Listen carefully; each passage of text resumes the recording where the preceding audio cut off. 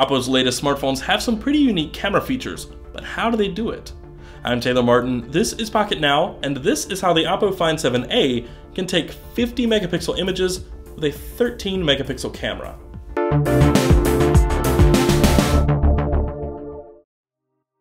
Mobile manufacturers are beefing up their camera options, some through hardware differentiation, others by way of some clever software trickery. And Chinese-based manufacturer Oppo wants in on the action. Its two recently announced handsets, the Find 7 and Find 7a, have a pretty intriguing trick up their sleeves.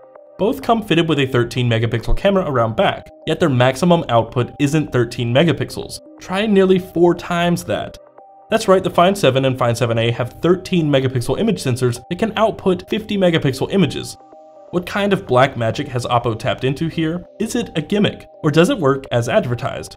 Let's take a closer look. Instead of opting for a major hardware upgrade like Nokia has done with a 41 megapixel sensor, Oppo has used a 13 megapixel IMX214 CMOS sensor from Sony. In normal capture mode, pictures are taken at 13 megapixels and this phone camera operates just like any other smartphone camera. Point, shoot, edit, upload, nothing fancy.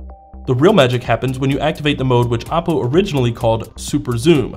We were afraid when we received the 7a that the feature wasn't enabled yet, or that it may be a feature exclusive to the higher-end Find 7. But after some digging and asking Oppo directly, the mode has since been renamed HD Picture, and we're told in the final version of software it will be called Ultra HD.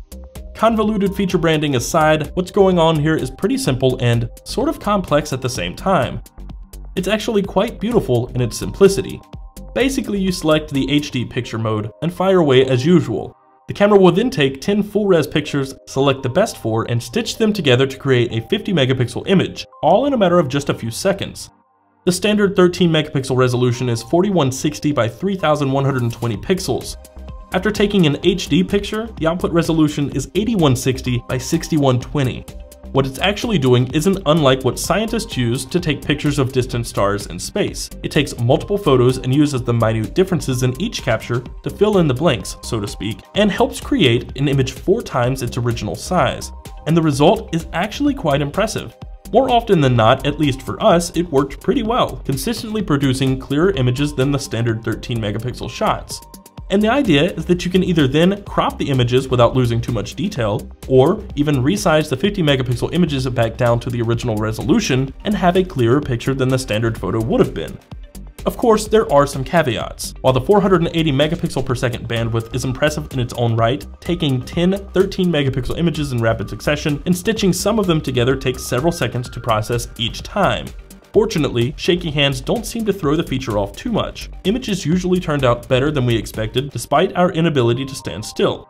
But not every picture was perfect. Some came out looking worse than the comparable 13 megapixel shots, and some had some strange digital artifacts, likely from a moving subject and all the stitching going on. Easily one of the best examples we captured was of a newspaper. The color of the picture was definitely degraded to some degree, but the HD picture we took was noticeably sharper than the regular shot, particularly in the clarity of the text at 100% crop. This technology doesn't come close to what Nokia is doing with PureView and a 41 megapixel sensor. The 1020 easily trumps this in almost every way, but for doing more with less, Oppo certainly wins our vote of approval. The technology isn't exactly mind-blowing, but it's definitely more impressive than a 13 megapixel camera taking 50 megapixel images originally sounded. It sounded awfully gimmicky at first, but after some hands-on time, it actually turned out to be pretty useful and very fun to tinker with. And we're definitely interested to see what Oppo can do with this sort of technology in the future. Thanks for watching everyone. If you enjoyed it, be sure to click the thumbs up button below and of course subscribe to the channel to see more videos like this one in the future, including more Oppo Find 7a coverage over the next week. Be sure to follow us on all the usual places, Twitter, Facebook, and Google+ at Pocketnow. I'm Taylor Martin. You can find me on Twitter at CasperTech, and I will see you next time.